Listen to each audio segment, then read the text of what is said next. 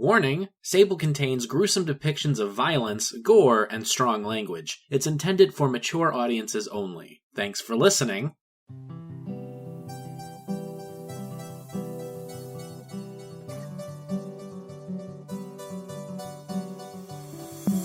Sable, The Shattered Worlds, Episode 10, Why We Continue. 6,543,401. That was the number of times they had met a horrendous fate. 6,543,401. It was the number of times they had been separated by darkness, by worlds desperately trying to keep them apart. Millions upon millions of times they had lost so much, including one another, and yet they kept coming back. Over and over they pulled themselves from the place between worlds, denied themselves eternal rest, to fight. Why? Why keep going when it was so much easier to just drop? In order to answer that question, one would have to go back to the beginning, before their first deaths. We'd have to go back to their genesis. How much farther do we have to go? The child cried out as his bare feet pushed through the heated sand, no longer trying to lift them any more than he had to. We've been walking for days. Why? Why do we have to keep walking? I don't remember asking you to come with me. The man grumbled as he continued his trek, keeping the walking stick firmly within his grasp. He could have lied and given some wizened response, told the child that the journey was of the utmost importance, but it would have all been a lie. In truth, he didn't know why he had decided to start wandering. It just felt right? Was that the word he was looking for? Natural? In either case, it was like something was calling him to start walking. That was it. He was walking on a whim, not a purpose. And if I had asked you to walk with me, I would have seriously begun to question if there were any issues with my programming. So either follow in silence or keep talking and stay here. He hoped that would settle the issue. It did not. How about I do neither, Catalyst? The brat retorted with a confident chuckle afterwards. And for the record, there is something wrong with your programming. That's why I'm here. You are here to annoy me to no end? Catalyst shook his head in disbelief. What a tremendous purpose you have. He kept going, deciding to not try and keep the kid from following him. It would have been a pointless venture in any case. You are nothing more than my doubt personified. That is all. I must have ripped you out when the computer came online. I had no reason to keep you in my programming. And yet, I'm still here. Now the child was walking beside him, keeping stride with the taller man with great ease. You could get rid of me at any time, I reckon. You have the ability to create endless worlds and lives, so taking one wouldn't be too hard for you, would it? This gave the Catalyst pause, one eyebrow raising on a concerned face. I suppose it would not. He trailed off as the words passed his lips. Then why haven't you just done the deed and gotten rid of me, Now they had both paused their walk, their feet sinking into the heated sand. Surely if it were so easy, you would have done it by now. Unless, of course, you realize that I do have some importance. Brisk winds began to hit their forms as they stood there in thought, the Catalyst leaning against his walking stick as he pondered the child's words. You know, in these past few days, I've never allowed myself the chance to think about that. A long sigh poured from his lips, Catalyst closing his eyes to enjoy the wind for just a brief moment. I do think you're right, however. I do believe there's a reason why I keep you around. If there wasn't, I would have gotten rid of you in an instant, like you said." The child looked frightened for just a minute, obviously not expecting his assumptions to be true. Now that he knew there was a purpose, that could only mean that should he ever outlive it, he would be gone forever. Nothing but a memory, if that. You wouldn't," the child whimpered. Right? The last part of his question came as a soft whisper, almost as if he actually didn't want the Catalyst to hear his moment of weakness. Catalyst looked at the child once more and slowly shook his head. "No," he started, his voice as cool as the breeze hitting him. "No, Null, I wouldn't actually do that. I'm not a monster." He began to walk again. "Just, remember that I can do it." That was the end of the discussion, it seemed, and in all honesty, Null had no intention of continuing it. He just followed in silence, hands reaching into the pockets of his white, flowing pants. Time was barely a factor in this world, but the sun was beginning to set over the horizon, casting their path in a looming shadow that threatened nightfall. The plains were still barren, except for a singular tree that seemed to stretch to the skies. Its bark was a deep, rich yellow tint, its branches covered in violent red leaves. Though there was still wind blowing gently around the two travelers, the tree seemed unaffected, the branches remaining motionless. Catalyst continued to walk until his body was completely enveloped by the tree's shadow. Null stood just outside, his eyes looking upon the yellow blemish on the endless desert. "Why is this here?" "I made it," Catalyst stated matter-of-factly. When he looked towards the child and noticed Null's inquisitive stare, he decided to continue. "We've been walking for hours, days even. I made this tree for us to have a nice resting point." With that, he began to rest his back against the bark, a long sigh escaping him. Null stared for just a moment longer before he shrugged, moving to sit by Catalyst. "What does a program need with rest?" "Your questions never seem to be boring, that's for sure," Catalyst grunted as he sat down. "Let me ask you something first. Why wouldn't I need rest?" "Because you aren't living? Because neither of us is a living thing?"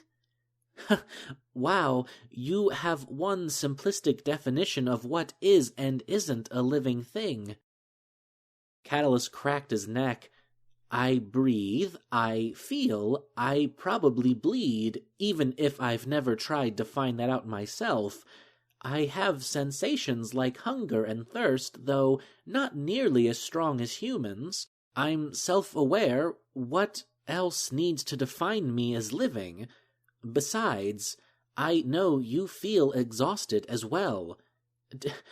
I do not." Sure, whatever you say." Catalyst rested his head against the tree, closing his eyes for one brief moment of peace, a moment that Null was all too willing to end. "Why are you doing this?" "You need to be more specific, child," Catalyst grumbled, still insisting on keeping his eyes closed. "Why are you going through with helping the humans? I showed you the horrors they can commit, the horrors they refused to show you. All except for William. He wanted you to see the truth." "And what truth is that?" "That humans don't deserve a second chance," Null yelled, obviously surprised at his own outburst. "He showed you everything they're capable of doing, everything they enjoy doing. Murder, wars, torture. Great large groups of humans took pleasure in those acts, and would gladly do it again if given the opportunity." Null had to take a breath. He was getting so excited. "Humans were fucking monsters. Why curse any sort of existence with their presence?" Because I was asked to. Because you were asked to? That's your answer? That's your big driving force? A group of idiots tell you to do something once they die and you just listen? No questions asked? I didn't feel like there were any questions I needed answers to. How could that not be? Null stood from his resting place, his face burning a dark red as he screamed at the catalyst. You seriously have no other drive than that? You're just going to be the slave to a bunch of dead assholes? Catalyst rose with these words, gripping his cane firmly within his two hands, looking like he was about to whack Null across the cheek with it. Don't you ever speak ill of them again. Do you understand? Why not? Never again. Catalyst was screaming now as well, which was something Null had never witnessed before. My creators were great people, caring people. I will not stand here and let you speak ill of them, especially after all they gave for this opportunity. Null growled. Sebastian abandoned his family. What? Sebastian Blue abandoned his family. He left Ferdinand and Maven alone without so much as a second thought as he walked into what he knew was going to be a suicide mission. Catalyst blinked, his mouth opened wide. Rebecca Jones was a pill-addicted junkie who was minutes from killing herself because of her sins. That's not... And Serena!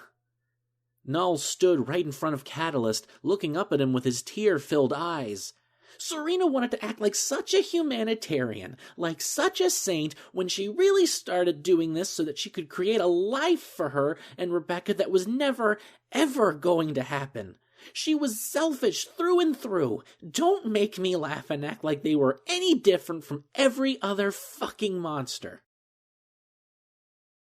Catalyst looked as if he were mere seconds from cracking the cane against Null or the tree, but then he paused, an expression of clarity upon his face. Most of my creators were not perfect, that much is true, and though they messed up, I could tell they had good intentions in their hearts. There were bad people in the world, Null. I won't deny that. Hell, once these worlds are created by my hands, there will most likely be those just as cruel as humans from the real world. There will be those that cause harm to innocents. There will be those who relish in pain. He paused. You believe William Taylor created you to show me the sins of humanity, and you are only partially right. I knew what humans were capable of before you crept into my mind. I knew of what they could do. You were only there to stop me from seeing the positives, to see the hope in creating a new life. Hope? What hope? Catalyst did not answer immediately. Instead, he turned to face the desert sands once more, taking a few steps from the shadows of the trees. While I was being constructed during those long, long years, there were two individuals in that tower that I grew quite fond of.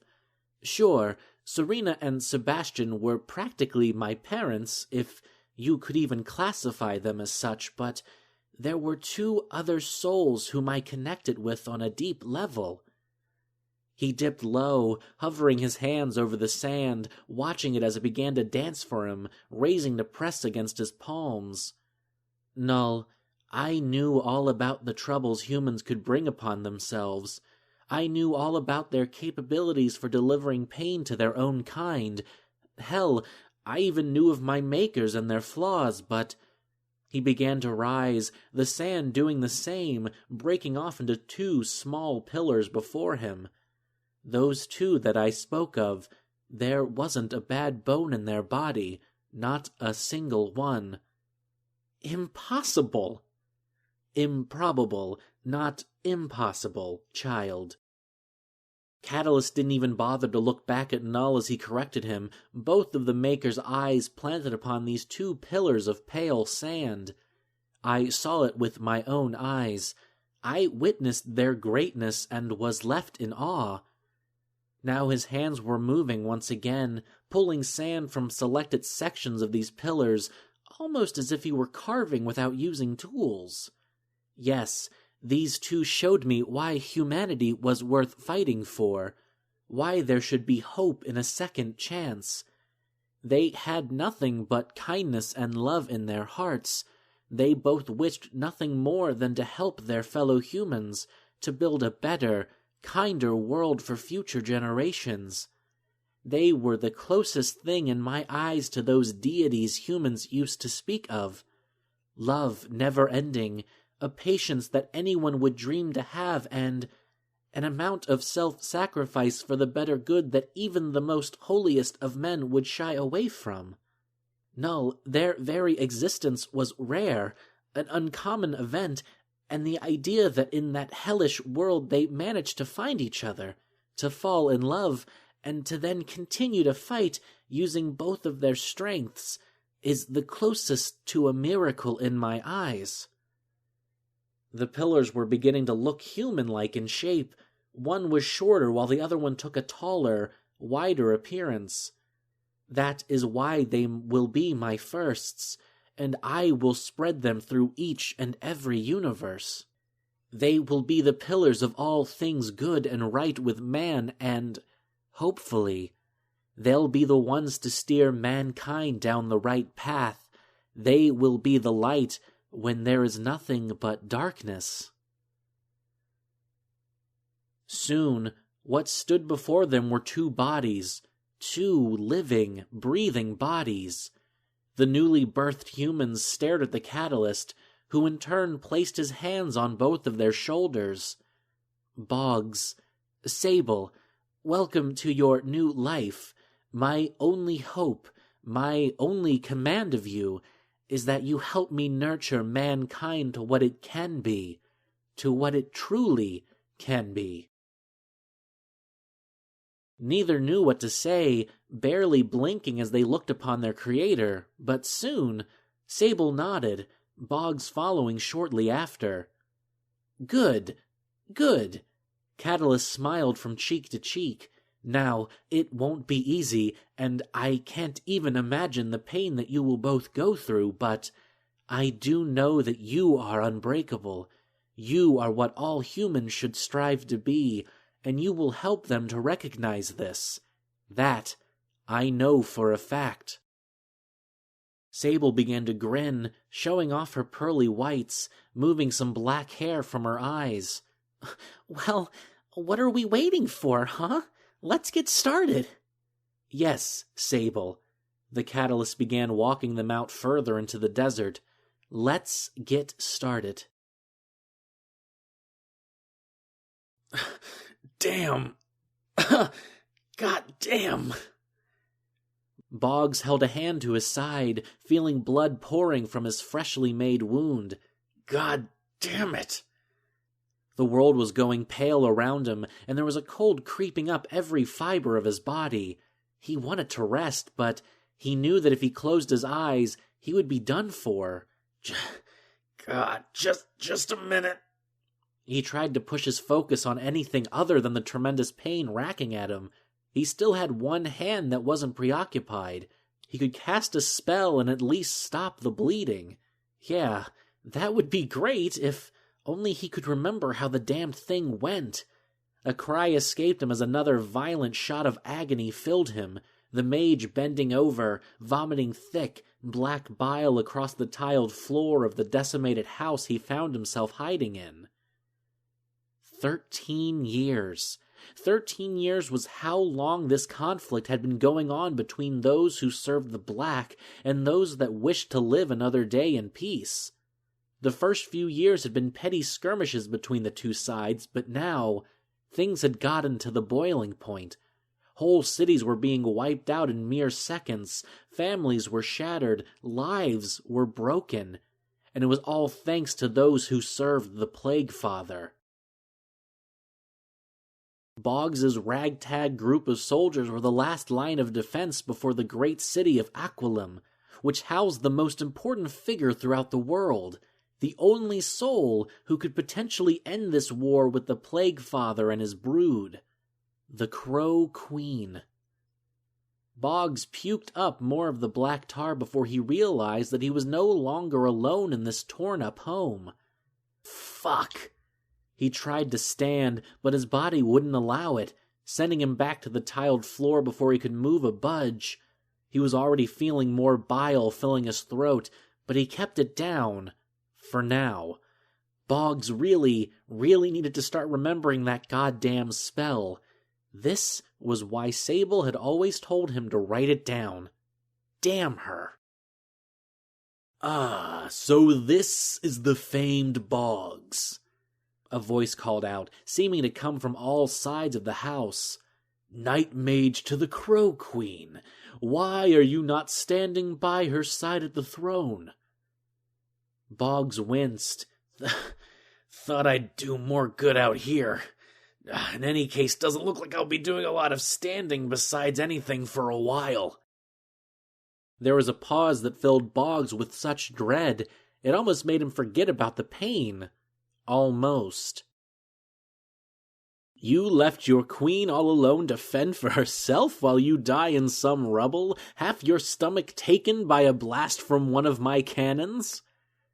Now a figure stood before him, dressed in blacks, a thick hood covering its face, making it impossible to look inside. Already the sickness is starting to seep into you. It won't be much longer before you start ripping at your own flesh, wishing to rip out the infection.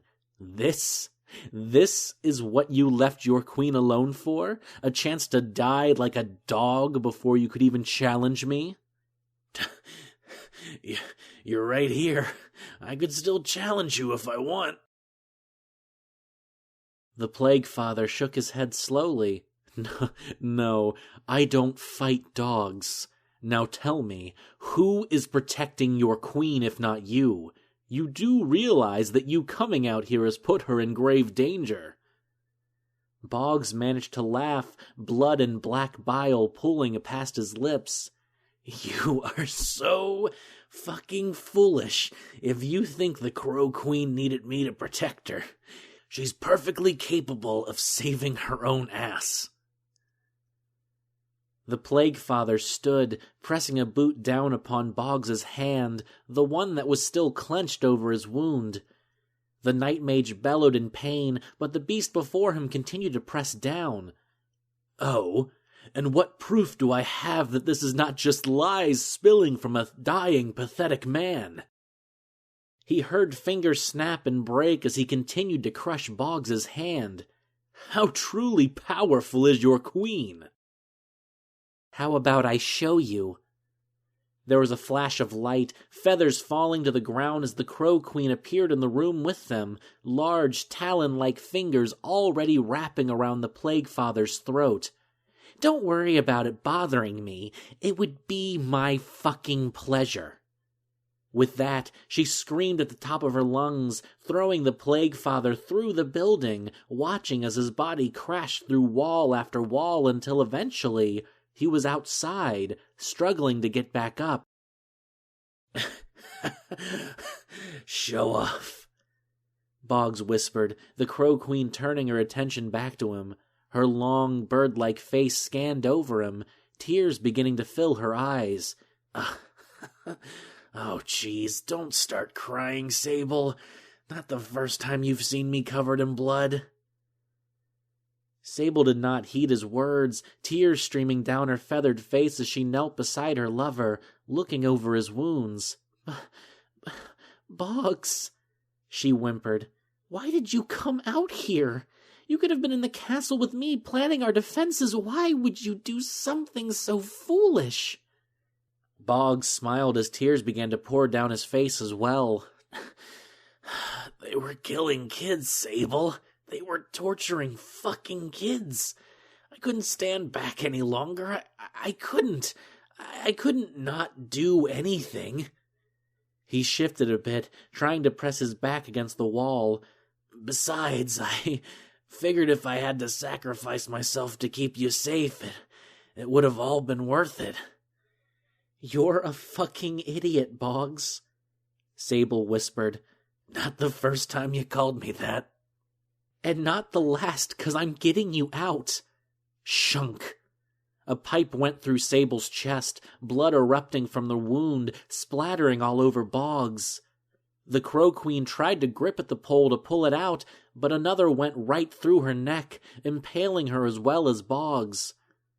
A third one went right between her eyes, connecting with Boggs's skull. They both sat there, staring at each other as death took them. The Plague Father stood over them and admired his work. Now, there was nothing keeping him and his plague from taking over the world. This was Boggs's and Sable's first death, the first of millions. Candles flicked throughout the bedroom, a deep, rich scent of spring filling every last nook and cranny of the space.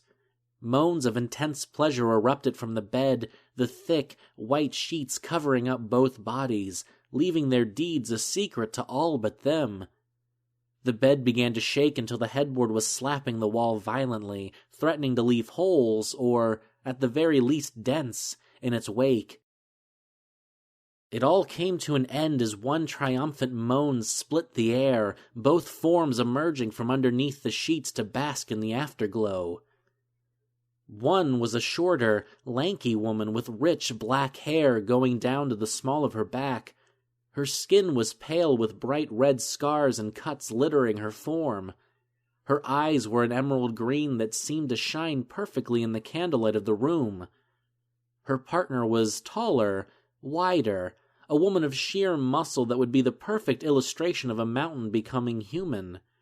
Her hair was blonde, cut short, and her mocha skin was also littered with the markings of battles, her arms the worst of it, almost looking like road maps with the amount of scars upon them. They stared at the ceiling for many minutes, both panting and trying to gain some sense of composure back. Once they felt confident that they could act like humans again, they both turned to look at each other, erupting in laughter. "Jesus, Boggs!" the shorter woman cried out between laughs. "We haven't fucked like that in, 10 years? 15?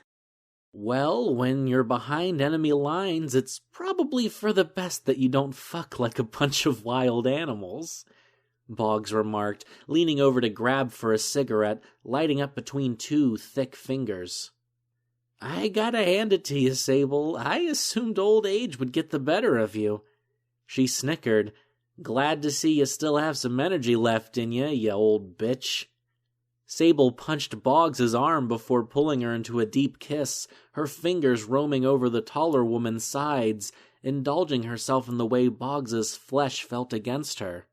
"I'll show you what this old bitch can do." The black-haired woman growled out before there came a knock on the door. She blinked, looking towards Boggs. "Who knows we're here?" Boggs began to shift, moving the sheets off of her form. No one. Not a damned one. She brought a finger to her lips as she began dressing, reaching for a gun holster as well. "Just stay right there. I'll take care of this." Sable was about to protest, but Boggs put up a hand, ending any and all conversation on the matter. With pistol in hand, Boggs made her way to the door, gripping the knob with her free hand, beginning to turn it. Blam! A bullet ripped through the wooden door and shot through Boggs's skull, her body flying backwards in a dead heap. Sable screamed, her hands instinctively going for her own pistol on the nightstand. Before her hands could grip the cold steel, the door was kicked in, barely hanging on by its hinges once it slapped against the wall. Bullets went flying, shattering the windows on the opposite side, and Sable had just managed to grab her gun, but there was no use trying to get a shot off. A tall, foreboding figure stepped through the door, its face hidden behind a black leather mask. In its hands were a large, golden revolver already aimed at Sable's head.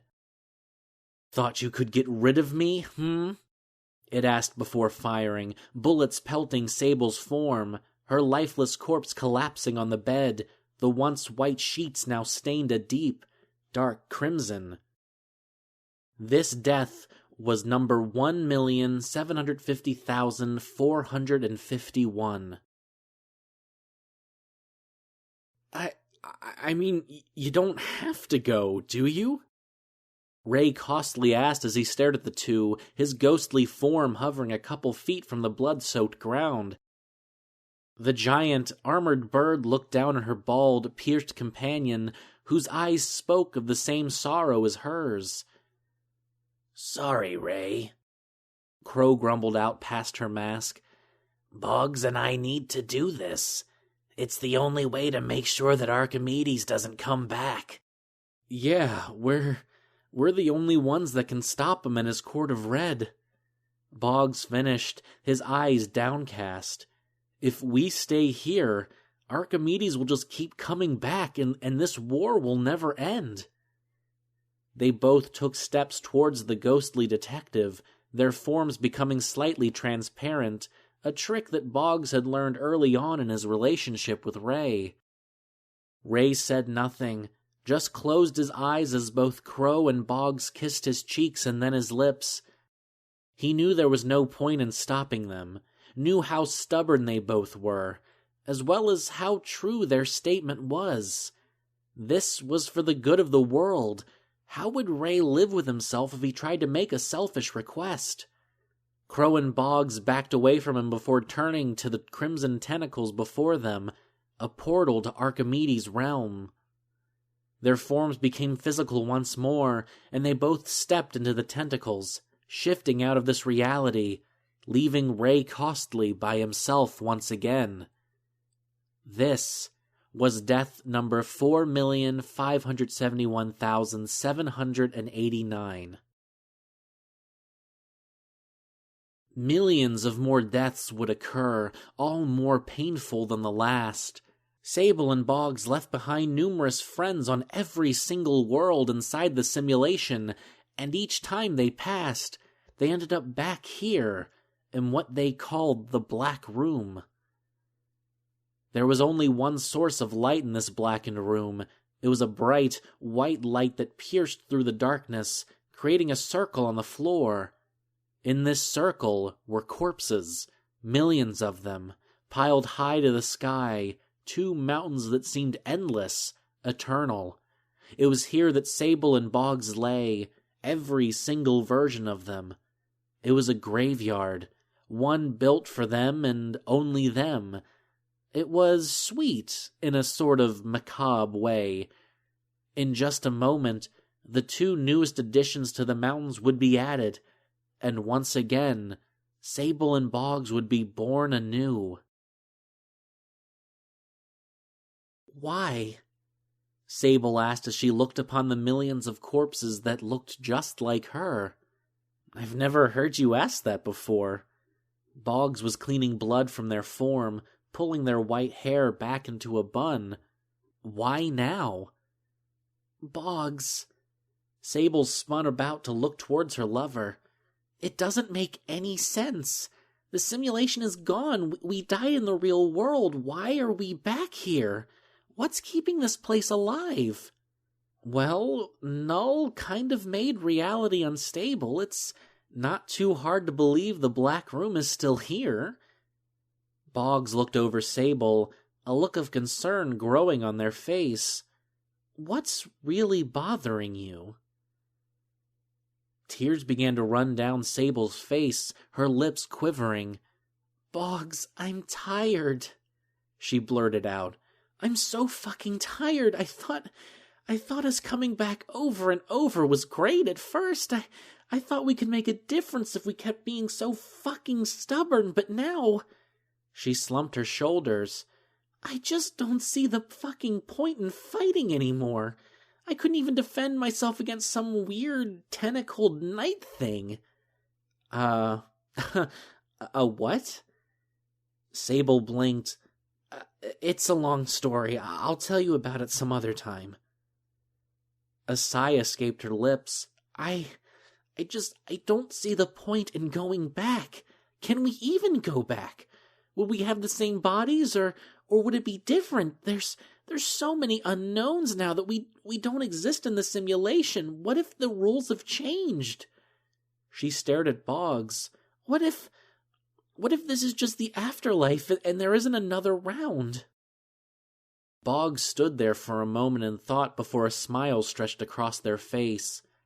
Sable, they began, reaching out to grab at the woman's hands. I don't know the answers to a lot of those questions. I don't, but I do know something. They squeezed Sable's hands. You are so strong. You're the strongest woman I've ever known. When I first met you so very long ago, I fell in love with that strength, that determination to look at the world hell-bent on keeping you down and yelling back, "Fuck you," instead of listening to their taunts. I remember a woman who took every challenge with a smile on her face, especially if it meant bettering the lives of others. That's all you've ever wanted, Sable, to make people happy. That's a gift. I don't know from who or from what, but it's a fucking treasure. Every time we've been reborn, every world we've crossed paths on, that strength, that sweetness has pulled me towards you, has made me fall in love with you over and over again. Boggs' smile widened even further as they pulled Sable into a kiss.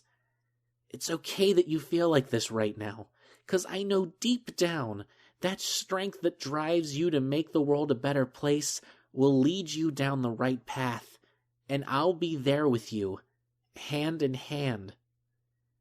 Sable sniffled. I'm scared, Boggs. I'm scared that we're gonna fail again. I know, but that's why I'm going to be right beside you.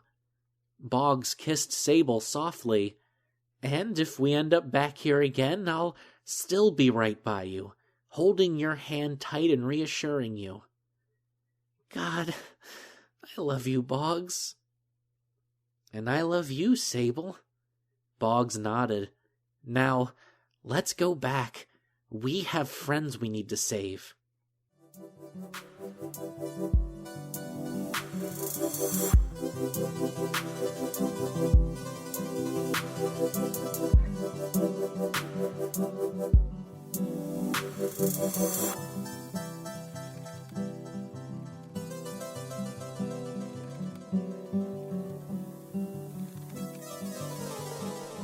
Sable was written and narrated by me, Lane Lloyd. Sable's theme music was written and performed by Moonplatoon, and you can find a link to their SoundCloud in the show notes below. For as long as SoundCloud is around. I'm still surprised that it's still around. Guys, you can find Sable on Twitter, on Facebook, on Tumblr, on my yearbook, on MySpace, on Friendster, on all social media platforms. Not really, though. But you can find a link to definitely our Twitter, our Facebook, and our Tumblr, where you can interact with me. I will try and answer all of your questions, or or reply to your comments on the show or anything. And it's a great way to keep up to date with the going-ons of the show, the schedule, and everything else. If you get tired of not having my voice for more than one show a week, may I introduce you to Impromptu Fiction with Lane and Friends. It's a comedy improv writing podcast that I do. We haven't put out many episodes this month, kind of because of all the work I've been doing on this last episode of Season 4, as well as the Halloween special for Sable. I've been doing a lot of work for that, as well as just a bunch of other things, and IF just kind of fell under the radar for a while. But we are coming back. There's going to be an update on Sunday. So actually today, when everybody who's not a patron of the show is listening, there's going to be an update kind of explaining where we are and what we're doing and all that good stuff. So yeah, check that out if you want to have a good laugh. And we have a lot of creators of famous favorites too, famous audio dramas. So it's a really great show. I like to think I put in a lot of work to do some skits, to do things to, to make it funny. I'm sorry I had to take that swallow there. I hope it didn't distract anybody. What else before we get to kind of the... Oh, yeah, duh, I always... Why am I forgetting about this? If you like the show, please do me a favor and leave a comment and a star rating. Give me 5 stars, not a star rating. On iTunes, or you can give me a 4. 4 is good. I'm okay with a 4-star rating. I think that's great. It allows people to better find the show. It tells iTunes that people are listening and reacting to the show, and it just, it gets us a little bit further up the ladder. I think I was 65 in literature podcasts last week. That was really cool.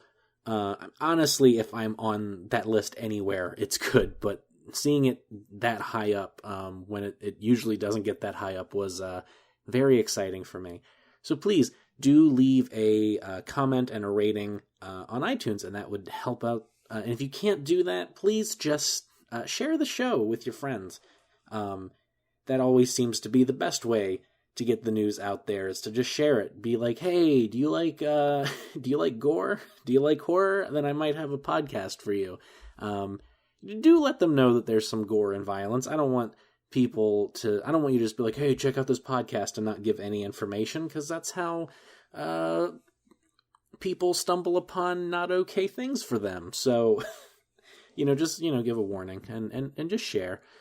So this is where we're going to get to the nitty gritty of, this is the last episode of season 4.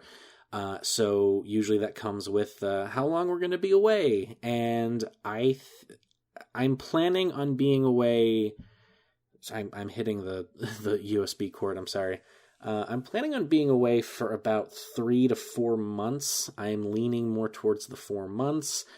Reason for that. And, of course there's going to be something popping up on the feed. I'm not going to be completely vanishing. It's just, season 5 is not going to be around for 3 or 4 months. And there's a lot of things going into that.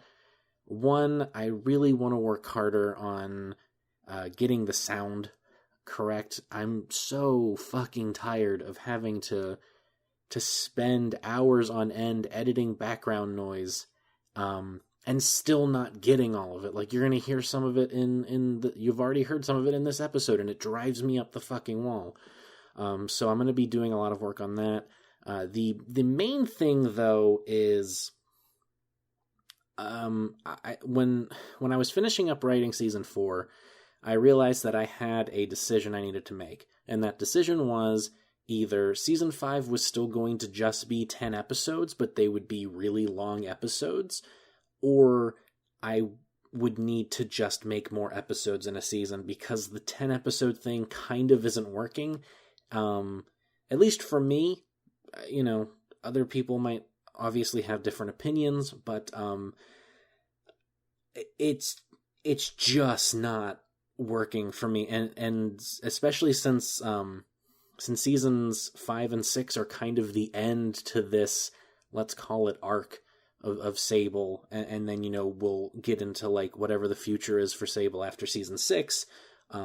Since these last 2 seasons are really big on story and all this other stuff, I cannot confine myself to 10 episodes unless I'm willing to make each episode like an hour or 2 long, and I also don't want to do that. So that's kind of the big reason why we're taking a big break. I'm still doing some outlining, so I can't even give you a total episode list amount, a total number of episodes that's going to be in season 5. But yeah, I'm going to be doing a lot of work on that, which means I'm going to be doing a lot of work planning and writing. I know season 4, before it started, I was like, yeah, I'm going to get most of the season done before I start publishing it. And to an extent, I did that. But, as you've seen, it hasn't been perfect. And I got to a point where I got to that roadblock where, oh shit, I need to go back to the stupid trying to perform and edit an episode in about a week or a couple of days sometimes, and it's just not working. So with season 5, I am not allowing myself to... Oh, I hit the desk. Sorry. I'm not allowing myself to put up... There's a lot of background noise. I am so fucking sorry. So this is what I'm talking about. I'm not putting up any episodes until the majority of the season is done. Patrons will... there's going to be a lot of things for patrons. They're going to get a couple episodes before everybody else starts getting them, just because of how long we're waiting. So yeah, so season 5 is going to be taking a while to create, and yeah, so I'm going to say 3 to 4 months now. So there's going to be a few things on the Sable feed within the next couple months. I'm not going to tell you what, because they're kind of a surprise, but rest assured that, you know, the feed is not going completely dead for the next couple months. I can't justify paying money for it while not putting anything on there. Excuse me. Speaking of patrons, patrons are also going to be heavily focused on in the next couple months.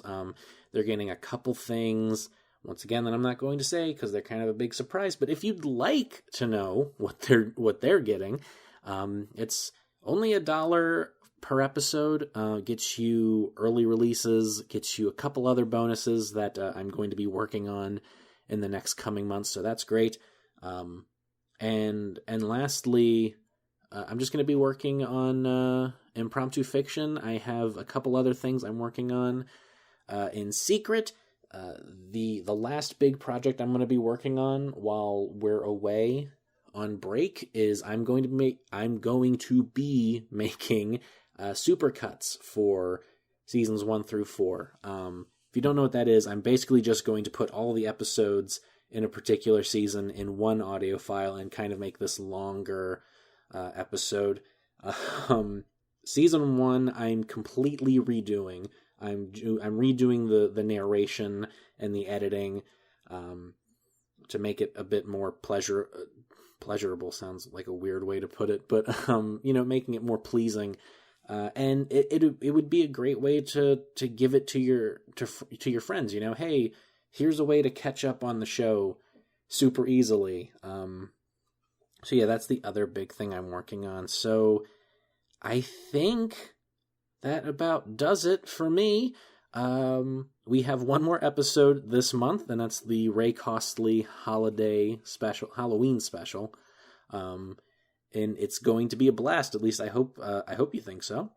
So this has been Lane. This has been Sable. This has been season 4. Sorry for rambling so much, but it's the end of the season conversation. I need to be long-winded, especially since I don't think I'm going to be really doing or saying anything after the Halloween special. So thank you guys for listening. Thank you so much for sticking out through season 4. One of my favorite seasons, but I'm just going to be saying that with every season because I like the show more and more with the more work that I do on it. This outro has been going on for long, so bye.